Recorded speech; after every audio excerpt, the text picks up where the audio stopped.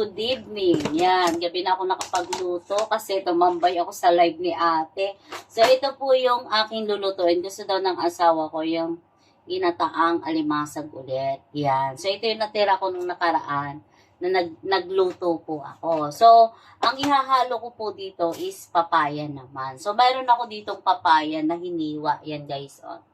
Yan. Unang gagawin ko, guys, is ilalagay ko yung papaya dito sa ating kasirola. So, ilalagay na natin. Ayan. So, ilalagay na natin yung lahat ng ating mga sangkap. Yan. Isasama ko na guys, itong ating sibuyas at saka itong ating bawang. So, dami kong sibuyas, no? Kasi gusto ko pagka ganitong luto is, madami yung sibuyas. Tapos, ipapatas ko guys, itong ating alimasag. So, dyan. Tapos, pagkatapos po nito, lalagyan ko siya ng kaunting asin. Ayan. So, nalagyan ko ng asin at saka yung paminta natin. Ayan. So, ito yung ating paminta. Ayan. And then, lagyan din po natin siya ng kaunting asin. Mamaya na tayo magdagdag ng madami.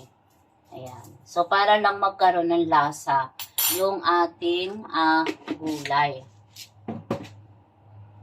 So, takpan natin siya guys. Ay, ilagay lang po natin pala yung takpan po muna natin. Lutuin muna natin ng kaunti yung ating papaya. Yan. Tapos, saka natin ilalagay yung pangalawang gata natin. So, isalang na po natin sa ating kalan. Wala pa akong nilagay na tubig guys. Yan. Wala siyang tubig. So, gulay lang.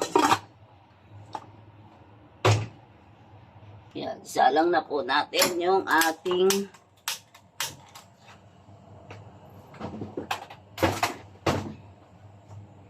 yan, pagkasalang natin po guys, yan, hintayin lang po natin siya na maluto ng kaunti yung ating papaya. Ayan guys, oh, lumabas na yung sariling katas ng ating gulay, oh. Mayroon na siyang kaunting tubig.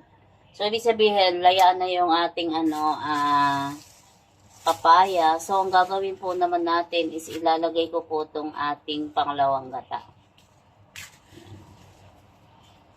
So, kapag bumibili po kasi kami ng niyog, pinapagata na namin. Ayan. So, ang nilagay ko po muna yung ating malabnaw na gata.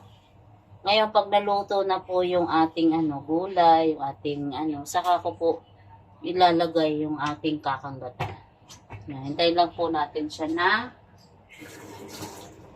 maluto ng konti. Yan guys, oh. Yan po maggata. Ewan ko lang guys kung paano kayo nagagata po. Ako kasi, ganito ako maggata. Yan. So, niluluto ko muna yung mga gulay. Yan, dito sa papaya.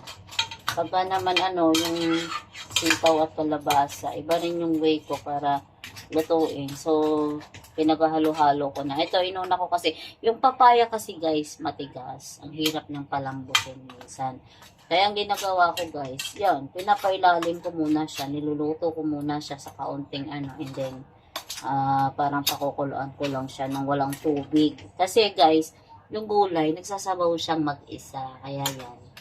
Nagsabaw siya kanina, ibig sabihin, nalayanan ng konti yung ating gulay. So, tatakpan ko po muna ulit hanggang sa lumambot po yung ating papaya. Pag malambot na yung papaya natin guys, saka natin ilalagay yung ating kakanggata. So, takpan po muna ulit natin. Yan guys, medyo malambot na yung ating papaya. So, lagyan natin siya ng suka. Para magkaroon lang ng balance. So, may ginagamit ko suka guys. Oh. Rose. Rose vinegar. So, hintayin lang natin kumulo ng konti. Para ilagay natin yung kakanggata. Yan guys, luto na yung ating papaya. So, lalagay na natin itong pangalawang gata. Yung ating kakanggata. Yung malapot nating gata.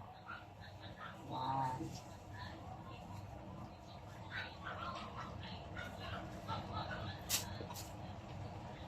So, hindi ko na po siya tatakpan. Hahayaan ko lang po siyang kumulo ng ganyan. Lulutuin lang natin ng konti yung ating pinakagata. Pag nagagata kasi ako guys, ganyan. Hindi ko tinatakpan kapag yung lalagay ko na yung kakang gata. Kasi pag tinakpan ko to, kukorta yung magbubuo yung gata niya, pangit. Gusto ko yung, hintayin ko lang siya lumakot. Saka lumalabnaw yung gata niya kapag halimbawang nahaluin natin para yung gata sa loob ng alimasag.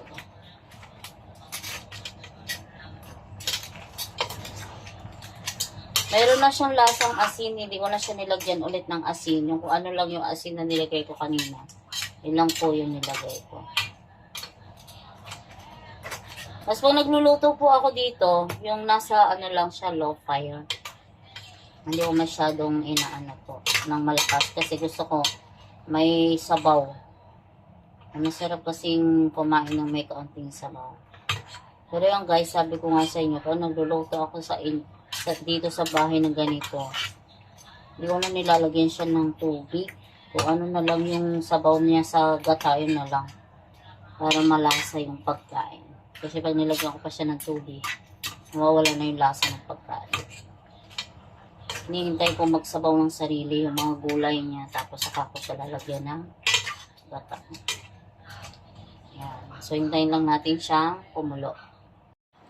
Yan guys, nilagyan ko po siya ng kaunting sili. So, mapapansin nyo po, malapot na po yung pinakasabaw niya. So, luto na po ito guys. Yan. So, ganito lang po ako magluto ng ginataang alimasag with papaya. Salamat guys sa inyong patuloy na pag-support. God bless po.